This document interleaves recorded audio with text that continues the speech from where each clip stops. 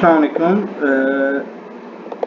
Assignment 1 mathematics chapter number 5 that is matrices and chapter number 6 determinants।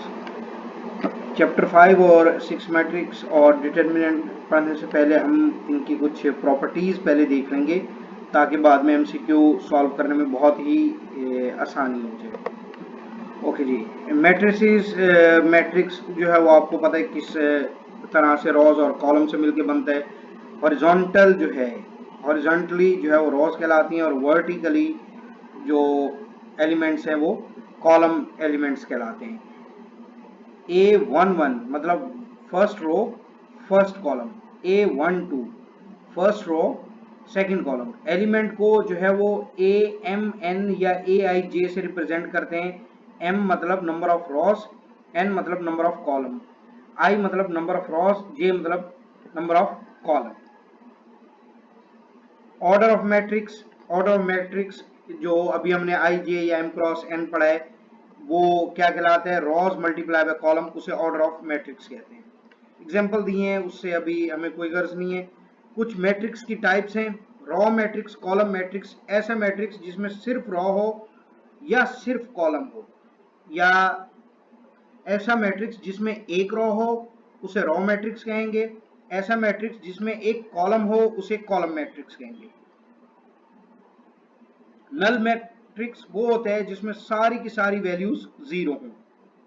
Square matrix वो होता है जिसका rows और कॉलम का ऑर्डर सेम हो, मतलब m इक्वल टू n, जितनी रॉज हैं उतनी कॉलम हो तो उसे स्क्वायर मैट्रिक्स कहते हैं। मेन और प्रिंसिपल और लीडिंग डायगोनल या प्रिंसिपल डायगोनल किसे कहते हैं? आप क्रॉस में लेफ्ट टू राइट जाएं, जैसे ये 1 2 0, तो लेफ्ट टू राइट डायगोनल में जाते हुए ये प्रिंसिपल या मेन डायगोनल कहलाता है। और प्रिंसिपल डायगोनल जैसे कुछ केसेस हैं इसमें 4 2 एंड 0 0, तो ऐसा मैट्रिक्स जिसमें डायगोनल के एलिमेंट्स नॉन जीरो हों और बाकी एलिमेंट्स जीरो हों उन्हें डायगोनल मैट्रिक्स कहा जाता है। यहाँ ये एक्सप्लेन किया गया है कि AIJ जो है वो जीरो हो जाए सब जगह जहाँ I और J की वैल्यूज जो है वो सेम नहीं है, मतलब A11 A22 A33 जो है वो नॉन जीरो हों और बाकी सारे जो है वो जीरो हों, तो वो डायगोनल मैट्रिक्स कहलाते हैं। स्केलर मैट्रिक्स की कहते हैं एक ऐसा डायगोनल मैट्रिक्स जिसके डायगोनल की सारी वैल्यूज सेम हो, जैसे ये K रिप्रेजेंट किया है, इसे स्केलर मैट्रिक्स कहलाते हैं। आइडेंटिटी मैट्रिक्स और यूनिट मैट्रिक्स। आइडेंटिटी मैट्रिक्स जो है वो डायगोनल भी होता है, स्केलर भी होता है, लेकिन उसके साथ साथ सारे डायगोनल की वैल्यूज जो है वो 1 1 1 होती हैं, तो इसे आइडेंटिटी मैट्रिक्स कहते हैं। इक्वल मैट्रिक्स, अगर दो मैट्रिक्स की सारी वैल्यूज सेम हो, जैसे ये 2 है 4/2 भी 2 है, ये 1 है 2 - 1 भी 1 है, ये 3 है √9 भी 3 है, ये 0 है तो ये वैल्यू भी 0 है, तो दोनों मैट्रिक्स की सारी एंट्री सेम है, तो इन मैट्रिक्स को इक्वल मैट्रिक्स कहते हैं। नेगेटिव ऑफ अ मैट्रिक्स, जब कभी आप मैट्रिक्स को माइनस से मल्टीप्लाई करेंगे तो उसकी सारी वैल्यूज नेगेटिव हो जाएंगी, लाइक पॉजिटिव वाली वैल्यूज नेगेटिव हो जाएंगी और नेगेटिव वाली वैल्यूज पॉजिटिव हो जाएंगी, तो इसे नेगेटिव ऑफ अ मैट्रिक्स कहते हैं। रॉज और कॉलम पे कोई फर्क नहीं पड़ेगा। ओके जी, multiplication of a matrix by scalar. Matrix को किसी नंबर से आप मल्टीप्लाई करेंगे तो वो सारी की सारी वैल्यूज से मल्टीप्लाई होगा, सारी रॉस कॉलम हर एक वैल्यू से स्केलर वैल्यू मल्टीप्लाई होगी। जैसे ये मैट्रिक्स है 4 3 8 2 -1 0, इसको k से मल्टीप्लाई किया है तो सारी वैल्यूज से जो है वो मल्टीप्लाई हो गया। Addition and subtraction of matrix, दो मैट्रिक्स की एडिशन या सब्ट्रैक्शन सिर्फ और सिर्फ उसी सूरत में मुमकिन है जब उनकी रॉज और कॉलम इक्वल हों या दोनों का ऑर्डर सेम हो, वरना जो है उनकी एडिशन सब्ट्रैक्शन नहीं हो सकती। प्रोडक्ट ऑफ मैट्रिक्स या multiplication of matrix, product of matrix किस सूरत में मुमकिन है? अगर हमारे पास मैट्रिक्स ए है और मैट्रिक्स बी है, तो मैट्रिक्स ए के कॉलम्स और मैट्रिक्स बी की रॉज आपस में इक्वल होंगी तभी जो है वो मल्टीप्लिकेशन पॉसिबल है। इसके लिए एक बार ये देख लीजिए, two matrix A and B are said to be compatible for the product if the number of column of A equal to rows of B। A के कॉलम हैं उतने ही B की रॉज हों तो मैट्रिक्स की मल्टीप्लिकेशन हो सकती है, वरना नहीं हो सकती। या पहले मैट्रिक्स के नंबर ऑफ कॉलम्स इक्वल होने चाहिए दूसरे मैट्रिक्स की नंबर ऑफ रॉज के। लाइक अगर जो है वो A का ऑर्डर M क्रॉस P है और B का ऑर्डर P क्रॉस N है तभी मल्टीप्लिकेशन पॉसिबल है। अब इसका मतलब है इसमें M रॉज हैं और P कॉलम्स है, इसका मतलब है इसकी P रॉज हैं और N कॉलम्स है। अब जब A मल्टीप्लाई बाय B करेंगे तो हमारे पास नंबर ऑफ रॉज M और नंबर ऑफ कॉलम्स N आ जाएंगे। मतलब मैट्रिक्स की मल्टीप्लिकेशन के लिए पहले मैट्रिक्स के कॉलम दूसरे की रॉज इक्वल होने चाहिए। मल्टीप्लाई होने के बाद जो मैट्रिक्स आएगा उसका ऑर्डर होगा पहले की रॉज और दूसरे के कॉलम। ओके जी, मल्टीप्लिकेशन कुछ प्रॉपर्टीज हैं। इन जनरल मल्टीप्लिकेशन मैट्रिक्स कम्यूटेटिव नहीं होती, मतलब A cross B not equal to B cross A. और अगर ए क्रॉस बी और बी क्रॉस ए जो है वो इक्वल हो जाए तो इसे हम कहते हैं commutative matrix. A matrix A can be multiplied by itself if and only if it is a square matrix. Like अगर जो है वो कोई मैट्रिक्स अपने आप से मल्टीप्लाई होता है तो वो उसका स्क्वायर या क्यूब या पावर 4 एंड सो ऑन इस तरह से हो जाएगा। नेक्स्ट प्रॉपर्टी है in the product A B, A is said to be pure multiple of B and B is said to be A is said to be pre multiple of B and B is said to be post multiple. जो पहले आता है वो pre multiple, जो बाद में आता है वो पोस्ट मल्टीपल। ओके जी, ये एक एग्जांपल दी है ए मल्टीप्लाई बी की, अभी हम इसको नहीं देख रहे। अच्छा जी, कुछ रिमार्क्स हैं इसमें। If A B and C are three matrix of order M cross P, P cross Q and Q cross N, then A B C is associative.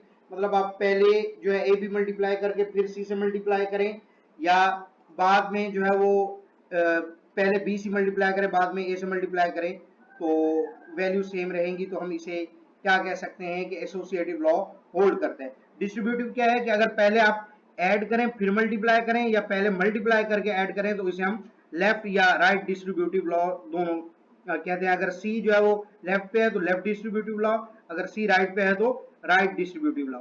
इसके अलावा अगर आइडेंटिटी मैट्रिक्स से किसी मैट्रिक्स को मल्टीप्लाई करते हैं तो वही मैट्रिक्स आता है, तो लेफ्ट या राइट आइडेंटिटी उससे कोई फर्क नहीं पड़ता, आइडेंटिटी लेफ्ट में मल्टीप्लाई करें या राइट पे, आंसर आपके पास हमेशा सेम रहेगा। ओके जी, ये मैट्रिक्स की कुछ प्रॉपर्टीज थी, मजीद हम इसको देखते हैं कुछ प्रॉपर्टीज को।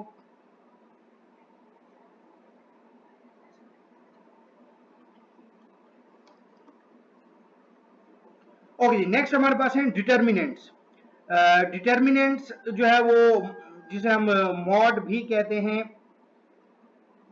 डिटर्मिनेंट जो है वो किस तरह से लिया जाता है, अगर 2 बाय 2 का एक मैट्रिक्स है तो a11 multiply by a22 minus a21 multiply by a12, ये डिटर्मिनेंट ऑफ ए कहलाएगा।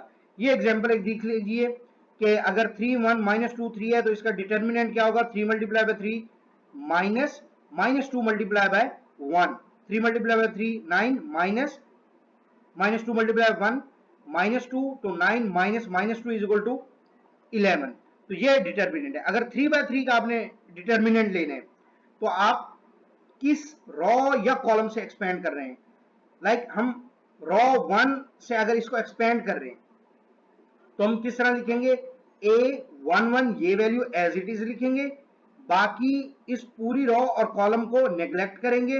a22 multiply by a33 minus a32 multiply by a22, पहले के साथ साइन पॉजिटिव लगेगा दूसरे के साथ साइन नेगेटिव लगेगा, माइनस a12 इस पूरे सेकंड कॉलम और फर्स्ट रॉ को, क्योंकि a12 है इसका मतलब है फर्स्ट रॉ सेकंड कॉलम को आपने नेग्लेक्ट करना है।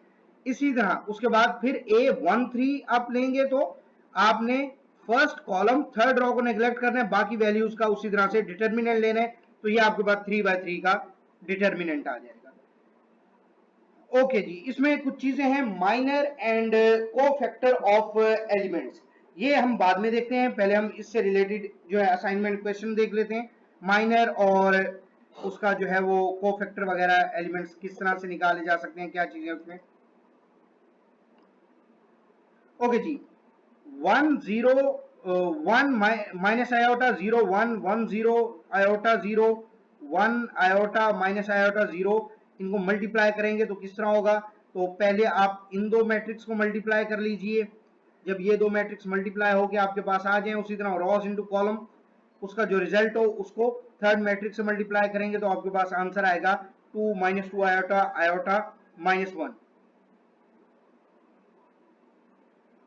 ओके जी, क्वेश्चन नंबर 22, पहला मैट्रिक्स दिया है प्लस दूसरा मैट्रिक्स दिया है और आपके पास थर्ड मैट्रिक्स दिया है, तो आप पहले दो मैट्रिक्स को ऐड करें, थर्ड के साथ मल्टीप्लाई करें तो आपको इजीली आंसर मिल जाएगा। If A and X are two square matrix, square matrix अभी हमने जो है देखे जिसमें रोज और कॉलम इक्वल हो, ऑफ ऑर्डर 5, मतलब उसमें जो है वो 5 रॉज और 5 कॉलम हो, then A X whole transpose is equal to, तो जब ट्रांसपोज लेंगे हमारे पास दोनों मैट्रिक्स का अलग अलग ट्रांसपोज लेके मल्टीप्लाई कर सकते हैं तो कोई फर्क नहीं पड़ेगा।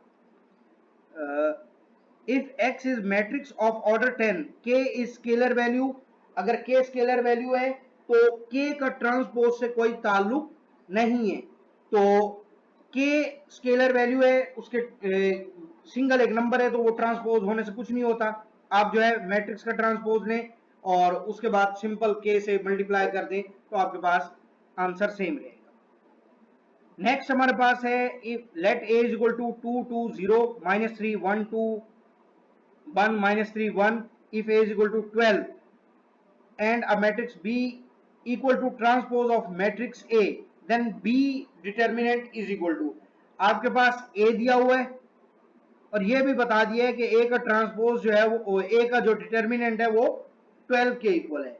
एक मैट्रिक्स जो B है वो A के ट्रांसपोज के इक्वल है, तो ट्रांसपोज लेने से डिटर्मिनेंट की वैल्यू पे फर्क नहीं पड़ता, अगर A का डिटर्मिनेंट 12 है तो B का डिटर्मिनेंट भी 12 भी होगा, ऑप्शन बी आंसर है इसका। A ट्रांसपोज बी ट्रांसपोज दो मैट्रिक्स हैं, उनका होल ट्रांसपोज लिया है तो वो अलग अलग ट्रांसपोज लेके मल्टीप्लाई करें तो कोई फर्क नहीं पड़ेगा। साइन ए माइनस कॉज ए, ये जो है वो जब मल्टीप्लाई होगा तो हमारे पास आंसर आ जाएगा 1001, एक आइडेंटिटी मैट्रिक्स बन के आ जाएगा, I2 मतलब identity matrix of order 2/2। If P and Q are two matrices of same order P cross Q, then the order of P plus Q, अब जब प्लस हो जाएंगे तो उनके ऑर्डर पे कोई फर्क नहीं पड़ता, अगर 3/3 का एक मैट्रिक्स ऐड किया जाता है दूसरे 3/3 के मैट्रिक्स में तो उनके रिजल्ट में कोई फर्क नहीं पड़ेगा। The order of these is equal to, तो ऑर्डर हम कैसे सिलेक्ट करेंगे, अभी हमने जो है देखा है कि 3 मैट्रिक्स हो और उनका ऑर्डर कैसे लिया जाता है। पहले दो मैट्रिक्स को हम देखते हैं, इसमें जो है वो नंबर ऑफ रॉस 1 और इसमें जो है वो नंबर ऑफ कॉलम्स देखेंगे, नंबर ऑफ कॉलम 3, तो इसका मतलब है पहला जो ऑर्डर आएगा वो आएगा 1/3 का, 1/3 को जब हम 3/1 से मल्टीप्लाई करेंगे तो पहले का 1 और दूसरे का भी 1, तो 1/1 का एक मैट्रिक्स आएगा। सेक अल्फा 1 और सेक अल्फा इसका डिटर्मिनेंट हम खोलेंगे, sec square alpha 1 multiply by 1 is equal to 1 होगा, तो ये होगा sec square alpha -1, sec square alpha -1 equal होता है tan square, like 1 + tan square theta is equal to sec square theta का फॉर्मूला लगेगा इसमें। Additive inverse of matrix, additive inverse वो होता है जो सारे के सारे एलिमेंट्स को जीरो कर दे, अगर -2 3 4 -5 है तो ये आपके पास बन जाएगा +2 -3 -4 +5।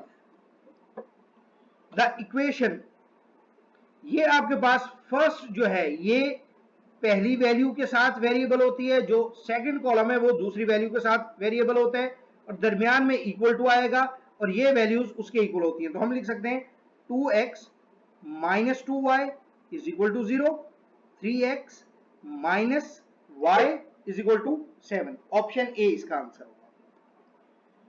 DBC is dash matrix. अब ये जो है आपके पास मैट्रिक्स डायगोनल मैट्रिक्स है, क्योंकि इसमें प्रिंसिपल डायगोनल जो है वो सेम वैल्यूज हैं सारी की सारी। और दूसरा जो है वो ये आपके पास स्केलर मैट्रिक्स भी हो सकता है, क्योंकि इसमें नंबर ऑफ रॉज और कॉलम्स भी इक्वल है। आई थिंक बेस्ट ऑप्शन इसका स्केलर मैट्रिक्स आएगा, क्योंकि रॉज और कॉलम इक्वल हैं। डायगोनल के लिए सारी एलिमेंट ये भी सेम हो, बाकी लेकिन जीरो होने चाहिए। Square matrix is called diagonal matrix. Diagonal matrix कब कहते हैं कि जहां आई और जे इक्वल ना हो, मतलब ऊपर और नीचे की सारी एंट्री जीरो हो, तो उसे डायगोनल मैट्रिक्स कहते हैं। और अगर सारी वैल्यूज डायगोनल की 1 हो जाए तो उसे आइडेंटिटी मैट्रिक्स कहते हैं। ओके जी, this was the end of chapter number 5। अब हम चलते हैं चैप्टर नंबर 6 की तरफ, डिटर्मिनेंट्स की तरफ। उससे पहले हम कुछ प्रॉपर्टीज बाकी देख लें। Minor and cofactor of element. Minor और कोफैक्टर क्या होते हैं आपके पास?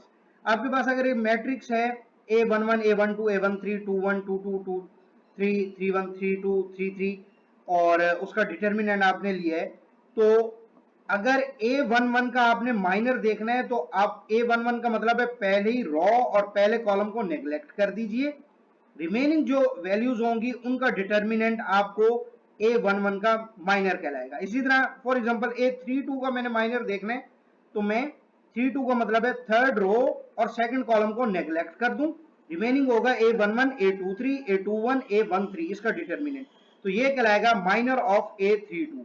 कोफैक्टर किसके इक्वल होते हैं? कोफैक्टर इक्वल होता है Cij equal to -1 power i plus J. For example मैं अगर A31 का कोफैक्टर देखना चाहता हूं तो मैं लूंगा -1 3 प्लस 1 पावर 3 प्लस 1 4, और माइनर जो इसका A31 का है उससे मल्टीप्लाई करूंगा, तो -1 और i प्लस जे, मतलब जो जिस हिसाब से माइनर देख रहे हैं या कोफैक्टर देख रहे हैं उन्हीं रोज और कॉलम को ऐड करके आप पूरे माइनर से मल्टीप्लाई करें तो इस पूरी वैल्यू को कोफैक्टर कहते हैं। ओके जी, एक एग्जांपल आप देख लीजिए। ये आपके पास एक मैट्रिक्स है, इसके माइनर्स निकालने, तो ये यहाँ पे अलग अलग माइनर्स निकालें हर एक वैल्यू से एक्सपेंड करके। ओके जी, प्रॉपर्टीज ऑफ डिटर्मिनेंट। डिटर्मिनेंट की कुछ स्पेशल प्रॉपर्टीज हैं, वो हम देख लेते हैं। Interchanging corresponding Ross and column determinant does not effect. Like अगर आप ट्रांसपोज ले लेते हैं तो कोई फर्क नहीं पड़ता, जैसे A1 B1 C1 A2 B2 C2, इसको जो है वो रॉस को कॉलम, कॉलम को रोज बना दिया, मतलब ट्रांसपोज ले लिया, तो डिटर्मिनेंट पे कोई फर्क नहीं पड़ेगा। सेकंड प्रॉपर्टी है, अगर दो कॉलम और दो रोज को इंटरचेंज करेंगे तो डिटर्मिनेंट का साइन नेगेटिव हो जाएगा लेकिन वैल्यू सेम रहेगी। एग्जांपल क्या है? अगर आपके पास ये एक मैट्रिक्स है, इसमें किसी एक रॉ या कॉलम को आपस में एक्सचेंज किया है, लाइक नीचे वाली रॉ को ऊपर और ऊपर वाली रॉ को नीचे लेके आए हैं, तो जो ए का डिटर्मिनेंट होगा या वैल्यू होगी बी की भी वही होगी, लेकिन एक दूसरे के साथ नेगेटिव होगी। ओके जी, third property, if every element of row or column of a determinant is zero, the value of determinant is zero। अगर कोई पूरी एक रॉ या पूरा एक कॉलम जीरो हो जाए तो उसका डिटर्मिनेंट हमेशा हमेशा जीरो रहेगा। लाइक ये पहली रॉ जीरो है, पहला कॉलम, ये दूसरा कॉलम या तीसरा, कोई एक फुल रॉ या फुल कॉलम जीरो हो तो आपके पास डिटर्मिनेंट जीरो हो जाएगा। अगर दो रॉज या दो कॉलम, फोर्थ प्रॉपर्टी है, दो रॉज सेम हो जाए या दो कॉलम सेम हो जाए तब भी डिटर्मिनेंट जीरो होगा। अब है स्केलर मल्टीपल। मैट्रिक्स में यह होता था किसी वैल्यू के या स्केलर से मल्टीप्लाई करते थे तो वो मैट्रिक्स के सारे एलिमेंट से मल्टीप्लाई होता था, लेकिन यहां पे ये हरगिज ऐसा नहीं होता। ये या तो स्केलर किसी एक कॉलम से मल्टीप्लाई होगा या किसी एक रॉ से मल्टीप्लाई होगा। इसी तरह जब वैल्यू बाहर कॉमन लेंगे तो वो पूरी एक सिर्फ रॉ से कॉमन लेंगे या सिर्फ एक कॉलम से जो है कॉमन लेंगे। कभी ऐसा नहीं होगा कि सबसे कॉमन लें। फॉर एग्जांपल अगर 2 हमने किसी मैट्रिक्स से कॉमन ली है तो वो सारी की सारी वैल्यू से कॉमन आएगा। लेकिन अगर डिटर्मिनेंट से 2 कॉमन लिए तो वो या किसी एक रो से कॉमन आएगा या फिर किसी एक कॉलम से कॉमन आएगा, अदरवाइज वो कॉमन नहीं आ सकता। Six property, the value of determinant is not change if each element of any row or column is added or subtracted with constant multiple of corresponding element or another। For example, आपके पास ये एक matrix है, आप किसी एक raw को multiply करें किसी वैल्यू से और दूसरे में ऐड कर दें। जैसे इसने यहां क्या किया है, जो सेकंड रॉ है उसको k से मल्टीप्लाई किया है, मल्टीप्लाई करने के बाद फर्स्ट रॉ में ऐड कर दिया है या सब्ट्रैक्ट कर दिया, तो डिटर्मिनेंट पे कोई फर्क नहीं पड़ेगा। Next seventh property, the determinant of diagonal matrix equal to the product of its diagonal elements। अगर कोई डायगोनल एलिमेंट है, लाइक ऊपर भी सब जीरो है नीचे भी सब जीरो है, तो इसके ये जो डायगोनल है इन एलिमेंट्स को मल्टीप्लाई करेंगे तो ये इसका डिटर्मिनेंट होगा। इसका आप डायरेक्ट डिटर्मिनेंट जो है निकाल सकते हैं, 2 multiply by -5 multiply by 3, 2 multiply -5 is equal to -10 multiply by 3 -30 इसका आंसर है। Eighth property, the determinant of product of two matrix is equal to the product of determinant of two matrix, that is a b और a multiply by b। Like अगर दो matrix हैं उनको पहले multiply करके उनका determinant लें या अलग अलग डिटर्मिनेंट लेके उनको मल्टीप्लाई करें तो उन दोनों की वैल्यूज सेम आएंगी, कोई फर्क नहीं पड़ेगा। Ninth property, the determinant in which each element in any row or column consists of two terms, then the determinant can be expressed as the sum of two other determinants। ये एक example देख लीजिए। For example, किसी एक raw में या column में कोई एक चीज ऐड हो रही है तो हम इसको ब्रेक करके लिख सकते हैं, like a1 b1 c1 as it is आएगा और फिर यही अल्फा के साथ a b1 c1 ये आएंगे और डिटर्मिनेंट पे कोई फर्क नहीं पड़ेगा। ओके जी, उसके बाद कुछ एग्जांपल्स हैं। एग्जांपल अभी हमारा पार्ट नहीं है, मैं ये जो असाइनमेंट है ये आपके साथ जो है वो शेयर भी कर दूंगा ग्रुप पे। Solution of linear equation by determinants, आपके पास अगर लीनियर इक्वेशन है तो उनको मैट्रिक्स की फॉर्म में बना के सॉल्व कर सकते हैं। लाइक आपके पास एक इक्वेशन का सिस्टम दिया है, a1x b1y equal to c1, a1 जो है x का कोफिशिएंट है, b1 y का कोफिशिएंट है, c1 जो है वो आपके पास कांस्टेंट है। इसी तरह दो इक्वेशन दी हुई हैं। अगर हम इनको मैट्रिक्स की फॉर्म लिखेंगे, मैट्रिक्स की फॉर्म में लिखेंगे या इसका जो है वो हम मैट्रिक्स बनाएंगे तो वो मैट्रिक्स जो है वो किस तरह से बनेगा। पहला मैट्रिक्स बनेगा हमारे पास कोफिशिएंट्स का, वो होगा a1 b1 a2 b2। दूसरा मैट्रिक्स बनेगा हमारे पास वेरिएबल्स का, वो कॉलम मैट्रिक्स होगा x and y equal to. तीसरा मैट्रिक्स होगा हमारे पास कांस्टेंट का, वो भी कॉलम मैट्रिक्स होगा c1 c2। ये जो है वो हम सॉल्व कर सकते हैं क्रैमर रूल से। क्रैमर रूल क्या है, तो क्रैमर रूल हमारे पास इक्वल है, x की जो वैल्यूज हैं वो इक्वल होंगी a1 b1 a2 b2, मतलब जो मैट्रिक्स है कोफिशिएंट का उसका डिटर्मिनेंट, और x की वैल्यू लेने के लिए y की वैल्यू को एज इट इज रखेंगे लेकिन x की वैल्यू की जगह कांस्टेंट वैल्यूज रख लेंगे। इस दिन y की वैल्यू लेनी है तो अपॉन में तो आपके पास मैट्रिक्स आएगा कोफिशिएंट्स का, लेकिन ऊपर जो है आपके पास a1 a2 x के कोफिशिएंट एज इट इज आएंगे लेकिन y के कोफिशिएंट रिप्लेस हो जाएंगे कांस्टेंट से। इसे हम जो है वो क्रैमर रूल कहते हैं।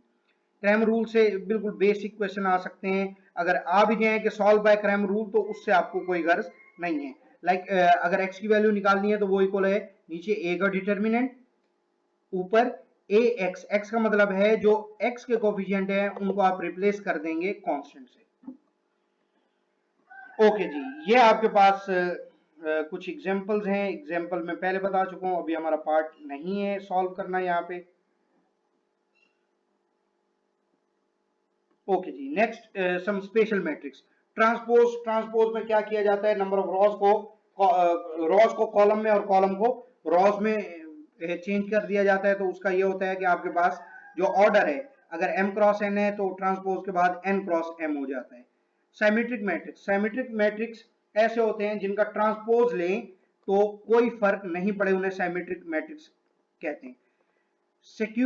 साइमेट्रिक, स्क्यू साइमेट्रिक मैट्रिक्स ऐसे मैट्रिक्स होते हैं जिनका ट्रांसपोज लें और माइनस उनमें से कॉमन आ जाए बाहर, तो उनको जो है वो स्क्यू साइमेट्रिक कहते हैं। लाइक आपके पास बी है 0 -4 1 4 0 3 एंड -1 3 0, अगर इसका ट्रांसपोज लेंगे तो ये आपके पास 0 4 -1, अगर इन सब में से माइनस कॉमन लेंगे तो ये बिल्कुल बी की ट्रांसपोज के जैसा होगा। तो -1 कॉमन ले से अगर ये बी की तरह हो जाए बिल्कुल उसका ट्रांसपोज, तो उसे हम जो है स्क्यू साइमेट्रिक मैट्रिक्स कहते हैं। Singular and non singular matrix, singular matrix वो होते हैं जिनका डिटर्मिनेंट जीरो हो जाए, उन्हें सिंगुलर मैट्रिक्स कहलाते हैं। जिनका डिटर्मिनेंट जीरो ना हो उन्हें नॉन सिंगुलर मैट्रिक्स कहते हैं। और सिंगुलर मैट्रिक्स का इनवर्स जो है वो एग्जिस्ट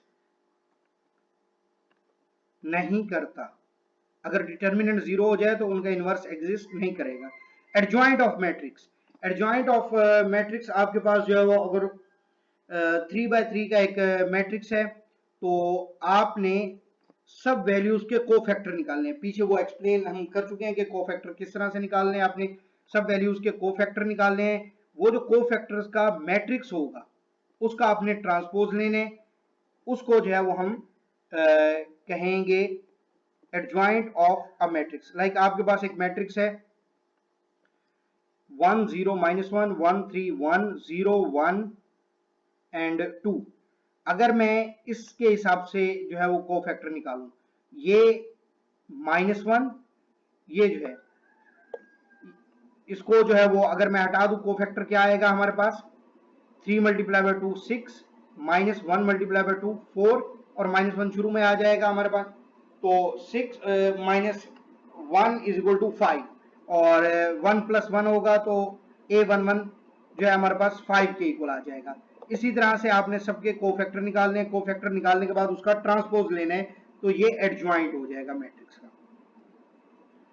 ओके जी, 2x2 का एडजॉइंट लेना बहुत आसान है। 2x2 का एडजॉइंट ये है कि जो डायगोनल में एलिमेंट्स हैं उनकी जगह चेंज कर दी जाए और बाकी एलिमेंट्स के साइन चेंज कर दी जाए। इनवर्स ऑफ मैट्रिक्स का फॉर्मूला है adjoint of matrix divided by its determinant, तो ये एडजॉइंट इनवर्स ऑफ मैट्रिक्स का फॉर्मूला है। अब अपॉन में क्योंकि डिटर्मिनेंट आ रहा है, अगर डिटर्मिनेंट जीरो हो जाए, सिंगुलर मैट्रिक्स हो, तो उसका इनवर्स इनफाइनाइट होगा, तो वो एग्जिस्ट नहीं करेगा।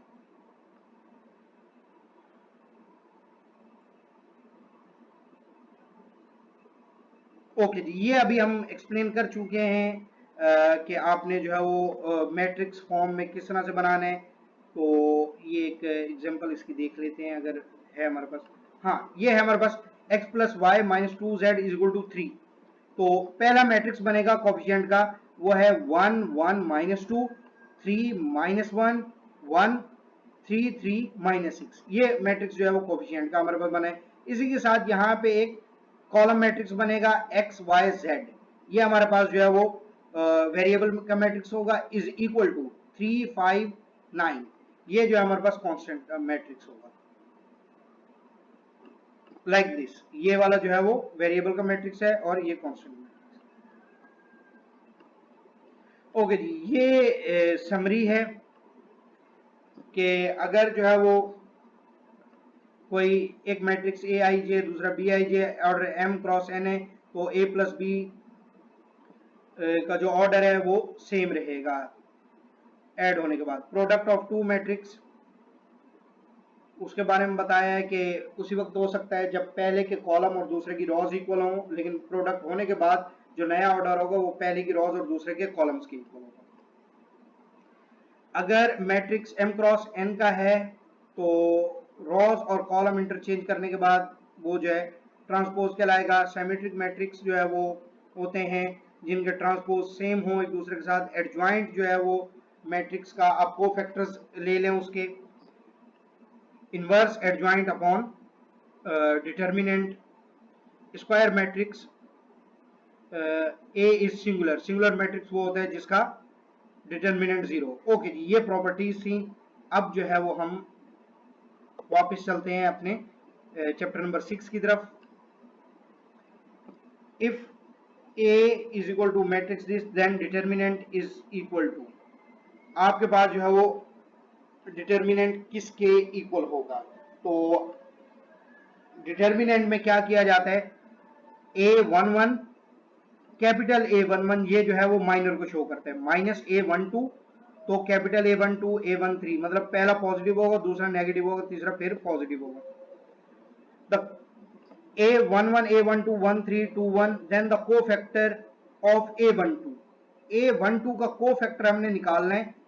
तो A12 का मतलब ये है कि आप सॉरी A11 का आप पहली रो कॉलम को A22 A23 A32 A33 और शुरू में क्या आएगा आपके पास -1 की पावर 1 + 1 तो वो हमारे पास +1 हो जाएगा क्योंकि -1 का स्क्वायर +1 होगा. If A is a non-singular matrix, then A inverse whole inverse double inverse जो है वो उसी मैट्रिक्स के इक्वल होते हैं. If A and B are non singular matrix then A B whole inverse is equal to A inverse and B inverse, अलग अलग इनवर्स लेनी. If A I J N N cross N we delete मतलब number of row और column same हो, ith row jth column जो है वो अगर हम निकाल दें वी गेट हमें क्या मिलेगा n-1 क्रॉस n-1 का मैट्रिक्स मतलब उसमें जो है वो एक रो एक कॉलम निकल जाएगा तो ऑर्डर जो है वो कम हो जाएगा. 3x3 में अगर एक रो कॉलम निकाल दे तो वो 2x2 का हो जाएगा. If a is equal to I J is n cross n if we delete ith row and jth column of a we get n-1 cross n-1 the determinant of this matrix is called minor. Minor में हम क्या करते थे A11 का हमने अगर minor निकालना है तो हम उसमें पहला कॉलम और पहली रो को डिलीट कर देते थे. If A is a square matrix of order 3 like 3x3 का कोई मैट्रिक्स है जिसका डिटर्मिनेंट 2 है then 2a is equal to, अब 2a का मतलब है किसी स्केलर वैल्यू से आप मल्टीप्लाई कर दे तो आप डिटर्मिनेंट 2 निकाल दें तो उसको 2 से मल्टीप्लाई करेंगे तो वो 4 हो जाएगा.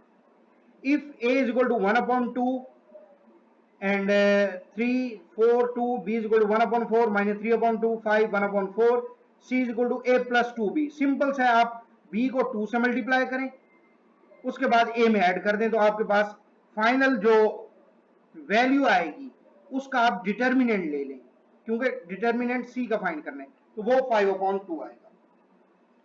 For what value of p the matrix become singular. Value of p मतलब p की क्या वैल्यू रखें कि जो है वो मैट्रिक्स सिंगुलर हो जाए तो सिंपल सा है आप इसका डिटर्मिनेंट लें. डिटर्मिनेंट में p क्यूब आएगा उसको इक्वल टू 0 रखें, p क्यूब की वैल्यू फाइंड करें वो 3 वैल्यूज आएंगी तो ऑल ऑफ अबव इसका आंसर है.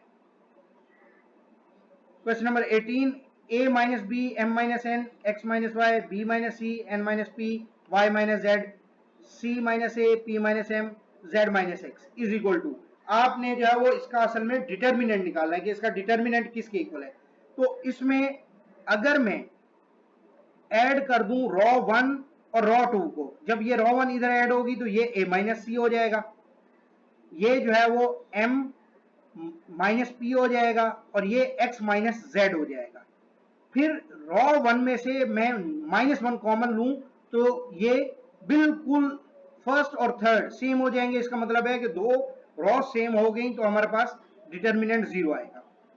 इनवर्स ऑफ मैट्रिक्स इज, आपने मैट्रिक्स का इनवर्स निकालना है तो मैट्रिक्स का इनवर्स निकालने के लिए आपको सबसे पहले एडजॉइंट निकालना पड़ेगा इसका. जिस तरह से आपको पहले से बताया था कि आप जो है इसको एक्सपेंड कर लीजिए.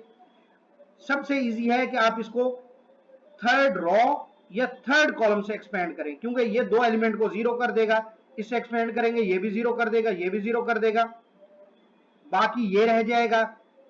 तो आप इससे जो है वो इजीली उसका डिटर्मिनेंट निकाल सकते हैं. उसके बाद जब एडजॉइंट आप निकालेंगे तो एडजॉइंट निकालने के लिए आपको सारे का सब वैल्यूज का कोफैक्टर निकालना पड़ेगा और डिटर्मिनेंट डिवाइड करेंगे तो ऑप्शन सी आपके पास आंसर आएगा. लेकिन एंट्री टेस्ट में इतना बड़ा क्वेश्चन नहीं आता. और दूसरा इसका एक और तरीका यह है कि जो नीचे दिए हुए मैट्रिक्स हैं इसको अगर आप क्वेश्चन से मल्टीप्लाई करें तो आपके पास आइडेंटिटी मैट्रिक्स आ जाए तो इसका मतलब है कि ये भी उसका इनवर्स है. Inverse of matrix 1 lm 0 1 0 0 0 1 is, ये भी उसी तरह से होगा कि आप जो है वो उसका डिटर्मिनेंट निकालें और कोफैक्टर निकालें और उससे इनवर्स इजीली कैलकुलेट कर सकते हैं. Solve 1 1 1 1 C X is equal to 0। आप इसका डिटर्मिनेंट एक्सपेंड करें, एक्स स्क्वायर की फॉर्म में इक्वेशन आएगी, उसको सॉल्व करें तो एक्स की वैल्यू a कॉमा बी आएंगी, दो वैल्यूज आएंगी एक्स की, a and b। If m is a matrix then the determinant of m is, अगर आपके पास एक मैट्रिक्स है उसका आपने डिटर्मिनेंट निकालना है।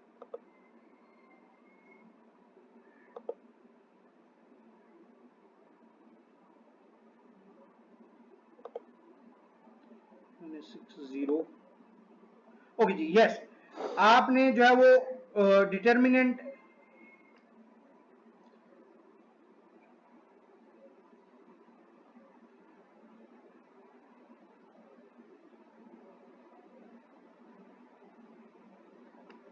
ओके जी, अगर आपने डिटर्मिनेंट निकालने हैं इसके लाइक ये जो क्वेश्चन है तो इसके लिए आप पहले एक्सपेंड करेंगे इसके थ्रू, या आप सारी वैल्यूज का जो है वो माइनर निकाल लें।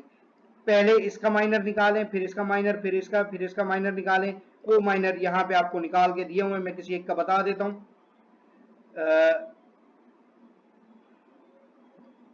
माइनर जो है वो निकलेगा आपके पास डिटर्मिनेंट ऑफ -6 0 और -3 5 2 6 3 0 4। इसमें क्या किया गया, अगर आप इसको गौर से देखें, -6 0 3, तो ये हिस्सा लिया इसने, -6 0 -3 ये हिस्सा लिया है, मतलब a11 से एक्सपेंड किया, पहली रो कॉलम को छोड़ दिया, इसका डिटर्मिनेंट निकाला है। इस तरह से सारी वैल्यूज का डिटर्मिनेंट निकाल के आपके पास सबके माइनर निकाले हैं, उसके बाद -1 से इन सब वैल्यूज को मल्टीप्लाई करके -1 की पावर जो ली हैं 0 + 0 और 0 + 1 0 + 2 उन सब से जो है वो मल्टीप्लाई किया है। मल्टीप्लाई करने के बाद जो है वो एडजॉइंट लिया है, फिर उसका ट्रांसपोज लिया है और फाइनल उसका जो है वो इन्वर्स निकाला है।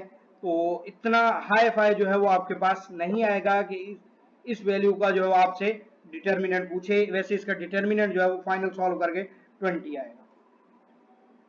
नेक्स्ट क्वेश्चन -2 0 0 0, अगर आप इसको एक्सपेंड करेंगे फर्स्ट से तो बाकी सब की वजह से 0 हो जाएगा, ये रह जाएगा -2 मल्टीप्लाई बाय ये वाली वैल्यूज का डिटर्मिनेंट।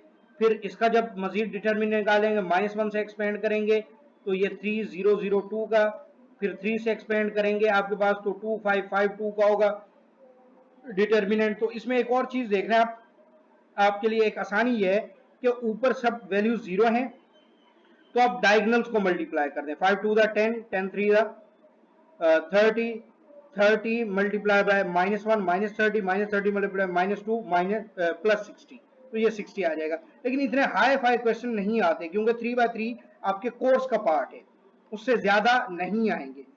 नेक्स्ट ये इसी तरह देख रहे हैं कि आपके पास 2 multiply by 3 multiply by 2 multiply by 1 multiply by 2, इन सबको मल्टीप्लाई करेंगे -24 आपके पास आंसर आ जाएगा।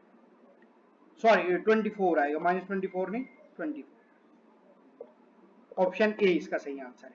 अगेन ये क्वेश्चन है 2 3 4 0। आप एक काम कीजिए, ऊपर की फॉर्म्स को जो है वो 0 बना लीजिए, ये ऊपर ले जाके माइनस कर दें तो आपके पास ऊपर की वैल्यू 0 होंगी और 6 आपके पास आंसर आएगा। अगेन मैं कह रहा हूं इन क्वेश्चन पे आप तवज्जो नहीं देंगे, ज्यादा से ज्यादा 3/3 का आपके पास आएगा, वरना इतने हाई फाई क्वेश्चन नहीं आते। क्वेश्चन नंबर 26 देखिए, -2 0 3 1 -6 5 -1 2 0, को फैक्टर ऑफ 2 3। 2 3 का मतलब क्या है कि सेकंड रो थर्ड कॉलम, ये आप देखें, इसको नेग्लेक्ट करें, इस पूरे को नेग्लेक्ट करें तो आपके पास है -2 मल्टीप्लाई बाय 2, तो ये आ जाएगा -4। दरमियान में आपके पास जो है वो क्या लगना चाहिए, प्लस लगना चाहिए, क्योंकि ये प्लस है ये माइनस है, ये या प्लस माइनस भी आप छोड़ दीजिए, वो बाद में डिसाइड करते हैं हम। आप जो है वो सेकंड रो थर्ड कॉलम को छोड़ दीजिए तो आपके पास ये आ जाएगा -2 मल्टीप्लाई बाय 2 -4 -1 0, तो ये तो 0 आ जाएगा, तो ये आ गया -2 multiply by 2 is equal to -4। अब शुरू में आप -1 की पावर 2 + 3 5 लेंगे तो वो माइनस होगा, तो -1 multiply -4 is equal to +4। Okay जी, माइनर निकालना है A42 का माइनर निकालने के लिए आपको फोर्थ रो सेकंड कॉलम ये आपको नेग्लेक्ट करना पड़ेगा। बाकी वैल्यूज आपके पास मैट्रिक्स 3/3 का बनेगा, फिर 3/3 को फर्दर एक्सपेंड आपने करके 2/2 पे लाने हैं, उसका माइनर निकालना है, फिर इस वैल्यू से मल्टीप्लाई करने, तो इतना हाई फाई है ये, आपके जो है वो नहीं आ सकता टेस्ट में।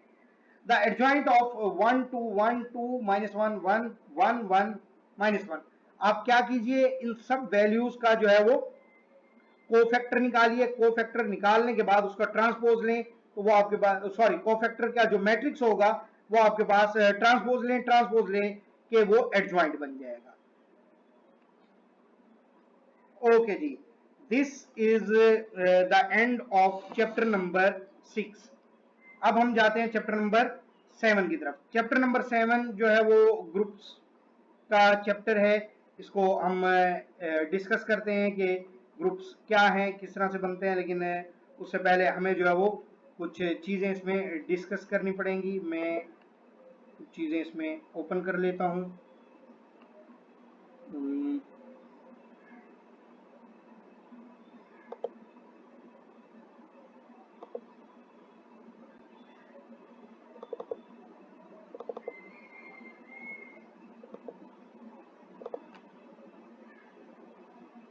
ओके जी, ग्रुप्स को पहले मैं कुछ चीजें ग्रुप्स में एक्सप्लेन कर देता हूँ। बाइनरी रिलेशन क्या होता है, दो वैल्यूज के दरमियान कोई एक ऑपरेशन, वो प्लस माइनस मल्टीप्लाई डिवाइड कुछ भी हो सकता है, उसे बाइनरी रिलेशन कहते हैं। बाइनरी रिलेशन को स्टेरिक से रिप्रेजेंट किया जाता है, लेकिन जरूरी नहीं है हमेशा स्टेरिक से ही रिप्रेजेंट किया जाए। लाइक आपके पास जो है वो एक बाइनरी रिलेशन है प्लस का, कि even plus even even number होता है, लेकिन even plus odd number odd number होता है, odd number plus even number odd number होता है, odd number plus odd number even number होता है। तो ये दरमियान में प्लस एक बाइनरी ऑपरेशन का काम कर रहे हैं। ओके जी, ये जो हमारे पास है, एक टेबल बनाया जाता है बाइनरी ऑपरेशंस का, तो वो रेजिड्यू क्लास मॉड्यूलो 3 या रेजिड्यू क्लास मॉड्यूलो 5 इस तरह से कहा जाता है। ये कोई इतना ज्यादा इंपॉर्टेंट नहीं है आपके टेस्ट के हवाले से।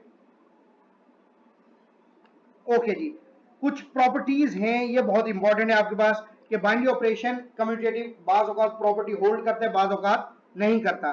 मतलब A binary operation B, like binary operation में मल्टीप्लाई कह दूं या प्लस कह दूं या माइनस कह दूं या डिवाइड करा दूं या कोई और रूल कह दूं, अगर वो लेफ्ट और राइट हो तो वो कम्यूटेटिव है, अगर वो तीन वैल्यूज पे होल्ड करता है तो वो एसोसिएटिव है, अगर उसमें किसी वैल्यू से मल्टीप्लाई करने पे आंसर सेम आ रहा है, मतलब ए मल्टीप्लाई बाय ई या ई मल्टीप्लाई बाय ए, आंसर हमेशा ए आ रहा है, तो उस एलिमेंट को हम आइडेंटिटी कहते हैं।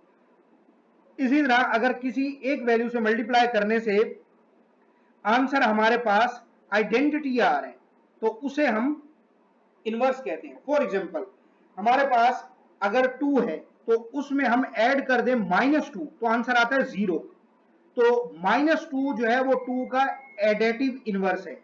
लेकिन अगर हमारे पास 2 है और 1/2 से मल्टीप्लाई कर दें, तो हमारे पास आंसर आता है 1। तो हमारे पास 2 का जो मल्टीप्लीकेटिव इनवर्स है वो 1/2 है, एडेटिव इनवर्स -2, मल्टीप्लीकेटिव इनवर्स 1/2 है। अब जो ऐड की आइडेंटिटी है वो है 0, किसी भी नंबर में आप 0 ऐड कर दें तो वही नंबर आता है, तो ऐड की आइडेंटिटी 0 है। मल्टीप्लाई की आइडेंटिटी 1 है, किसी भी नंबर को आप 1 से मल्टीप्लाई कर दें तो आंसर वही नंबर आएगा। आइडेंटिटी वो चीज होती है कि उससे ऑपरेट करने के बाद रिजल्ट सेम रहे, जो क्वेश्चन था वही आपका आंसर हो। ओके जी, नेक्स्ट हमारे पास जो है वो ग्रुप्स हैं कुछ। ग्रुप्स जो है वो हमेशा शुरू होते हैं ग्रुपाइड से। ग्रुपाइड क्या होता है, बाइनरी ऑपरेशन जिस पे डिफाइन हो उसे ग्रुपाइड कहते हैं। और ग्रुपाइड जो है वो क्लोज्ड हो, क्लोज मतलब किस तरह से आप कह सकते हैं कि जो वैल्यूज आपको गिवन सेट में है, बाइनरी ऑपरेशन के बाद भी जो रिजल्ट आ रहा है वो गिवन सेट के अंदर मौजूद हो, तो हम उसे ग्रुपाइड कहेंगे। फॉर एग्जांपल, हमारे पास the set of natural number is not a groupoid under subtraction, क्योंकि अगर आप नेचुरल नंबर को सब्ट्रैक्ट करें, जो रिजल्ट आता है वो नेचुरल नंबर से बिलोंग नहीं करता। इसका मतलब है ये नेचुरल नंबर सब्ट्रैक्शन के हिसाब से ग्रुपाइड नहीं है, लेकिन एडिशन के हिसाब से ये ग्रुपाइड हो सकता है। जैसे 4 + 5 करें 9, वो नेचुरल नंबर में है, लेकिन 4 - 5 करें -1, वो नेचुरल नंबर में नहीं है। सेमी ग्रुप, सेमी ग्रुप क्या होता है जी, अगर कोई ग्रुप क्लोज प्रॉपर्टी भी होल्ड करता है, मतलब उस पर बाइनरी ऑपरेशन करें और रिजल्ट भी उसी सेट के अंदर हो, आंसर भी उसी सेट के अंदर हो, और वो एसोसिएटिव प्रॉपर्टी भी होल्ड करे, तो उसे हम सेमी ग्रुप कहते हैं। उसके बाद है कम्यूटेटिव या एबिलियन ग्रुप। अगर कोई सेट ग्रुपॉइड भी है, सेमी ग्रुप भी है और कम्यूटेटिव प्रॉपर्टी भी होल्ड करते हैं, तो उसे हम एबिलियन सेट या एबिलियन ग्रुप कहते हैं। तीनों प्रॉपर्टीज होना उसमें लाजमी है, अगर नहीं होल्ड करता तो नॉन एबिलियन या नॉन कम्यूटेटिव सेट कहते हैं। ओके जी, उसके बाद सेमी ग्रुप के लिए है कि क्लोज होना चाहिए, क्लोज के साथ साथ जो है वो एसोसिएटिव प्रॉपर्टी भी होल्ड करे और आइडेंटिटी भी होल्ड करे, तो उसे हम कहते हैं मोनाइड ग्रुप। एक सेमी ग्रुप की एडवांस फॉर्म मोनाइड है। मोनाइड ग्रुप क्या है? तीन चीजें होनी चाहिए, खाली अगर क्लोज्ड है तो वो ग्रुपाइड, अगर क्लोज भी है और एसोसिएटिव भी है तो वो सेमी ग्रुप, अगर क्लोज है, एसोसिएटिव है और आइडेंटिटी भी है तो वो मोनाइड ग्रुप कहलाता है। उसके बाद नेक्स्ट हमारे पास है ग्रुप, एक मोनाइड ग्रुप जिसके अंदर इनवर्स भी एग्जिस्ट करे तो उसे हम फुल ग्रुप कहते हैं। मतलब फुल ग्रुप होने के लिए चार प्रॉपर्टीज होना जरूरी है। उसमें आपके पास बाइनरी ऑपरेशन क्लोज्ड हो, उसमें इनवर्स एग्जिस्ट करता हो, उसमें आइडेंटिटी एग्जिस्ट करती हो, उसमें एसोसिएटिव प्रॉपर्टी हो, तो उसे ग्रुप कहते हैं। और अगर उसमें कम्यूटेटिव प्रॉपर्टी भी होल्ड करती है तो वो एबिलियन ग्रुप कहलाएगा। ओके जी, ये हमारे पास जो है वो कुछ ग्रुप की डेफिनेशन थी, बाकी एग्जांपल्स हैं, एग्जांपल हमारा पार्ट नहीं है। ये कुछ प्रॉपर्टीज हैं हमारे पास, ये प्रॉपर्टीज हैं। अगर A B is equal to A C है, दोनों तरफ लेफ्ट पे ए कैंसिल हो रहा है तो left cancellation, B A equal to C है, राइट पे ए कैंसिल हो रहा है तो राइट कैंसिलेशन इसे कहेंगे। ओके जी, अब हम आते हैं चैप्टर नंबर 7 की तरफ। If s is equal to 1 minus 1 iota minus iota, then the missing element of the multiplication table. Missing element क्या है? ये है iota multiply by minus 1, minus iota multiply by minus 1, तो ये हमारे पास हो जाएगा प्लस आयोटा, और minus iota multiply by iota ये हो जाएगा माइनस आयोटा स्क्वायर, जो कि माइनस आयोटा स्क्वायर 1 के इक्वल होता है, तो ऑप्शन बी इसका आंसर आएगा। ओके जी, इसमें मिसिंग एलिमेंट बताने आपने omega square multiply by 1 omega square, omega square multiply by omega omega cube, जो कि 1 के इक्वल होता है। If s is equal to minus 1 0 1, then the missing element, आपने मिसिंग एलिमेंट निकालना है। इसमें एक सेट है s माइनस 1 0, तो आप ये देखिए 1 मल्टीप्लाई बाय 0, यहाँ 0 आएगा, 1 मल्टीप्लाई बाय 1 1 आएगा, तो 0 और 1 आएगा हमारे पास। ओके जी, two operation asterisk applied, binary operation है कोई, the operation asterisk applied to the number given as its result 10 subtracting from twice the number। मतलब अगर x के ऊपर मैं स्टेरिक लगा दूं तो वो इक्वल है 2x twice of number minus 10, 10 को सब्ट्रैक्ट करना है आपने डबल ऑफ x से। तो अब हमारे पास है स्टेरिक ब्रैकेट में स्टेरिक 9, पहले हम अंदर वाले स्टेरिक 9 को सॉल्व करेंगे, बाहर वाला स्टेरिक एज इट इज रहेगा। अंदर वाले स्टेरिक का मतलब है 9 टू 18 माइनस 10, वो आ जाएगा 8, तो स्टेरिक 8 को फिर सॉल्व करेंगे तो हमारे पास स्टेरिक 8 आ जाएगा, 2 multiply by 8 16 minus 10 equal to 6 हमारे पास आंसर आएगा। For all numbers s and t, the operation steric is defined by s steric t is equal to s minus 1 t plus 1। मतलब जो स्टेरिक से पहले होगा उसमें से माइनस 1 करना है, फिर मल्टीप्लाई कर देना है जो स्टेरिक के बाद है उसमें 1 प्लस करके। If minus 2 asterisk x is equal to 12, इसका मतलब क्या है?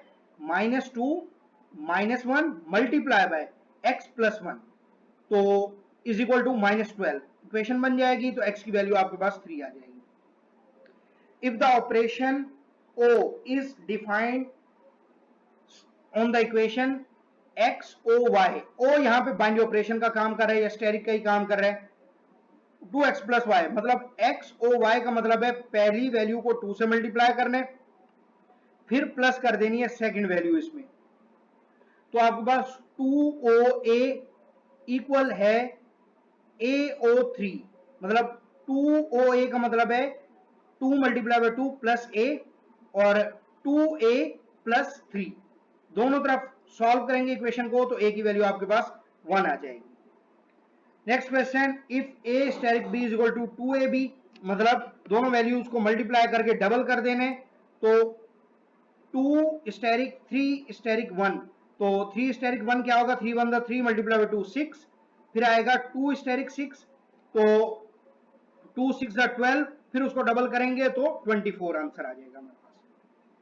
Next, if the binary operation define on T, T के ऊपर बाइनरी ऑपरेशन हम डिफाइन करें, लाइक टी हमारे पास वैल्यू है, कोई सेट है ए बी और उसके रूल उसने बताए हैं कि ए स्टेरिक ए रहेगा, ए बी बी हो जाएगा, बी ए भी बी हो जाएगा, B B is equal to A, मतलब अगर सिमिलर होंगे दोनों तो आंसर ए आएगा, अगर अपोजिट होंगे तो आंसर बी आएगा।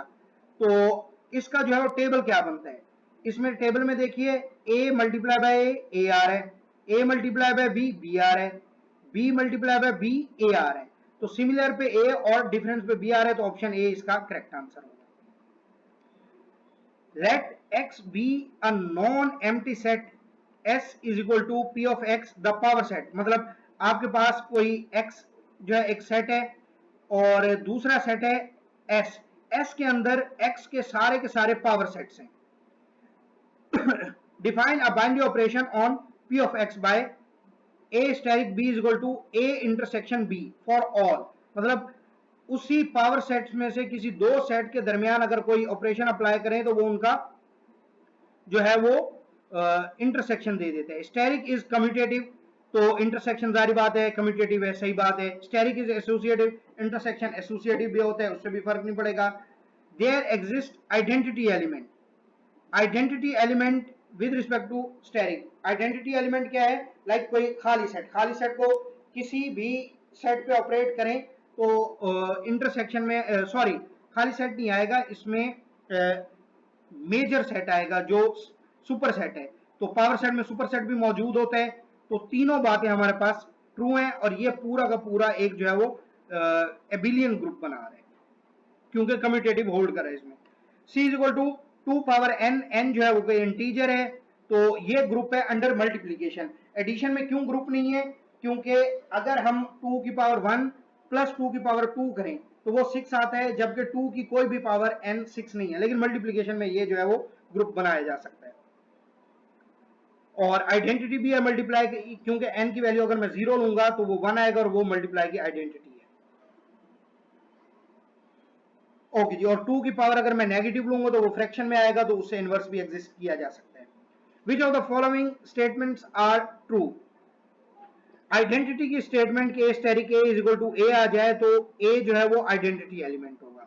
The set 0 plus minus 3 plus minus 6, मतलब 3 के टेबल पे पॉजिटिव और नेगेटिव नंबर है तो ये ग्रुप हो सकते हैं अंडर एडिशन, क्योंकि सब्ट्रैक्शन जो है वो स्पेशल केस है एडिशन का, तो ज्यादातर एडिशन डिस्कस।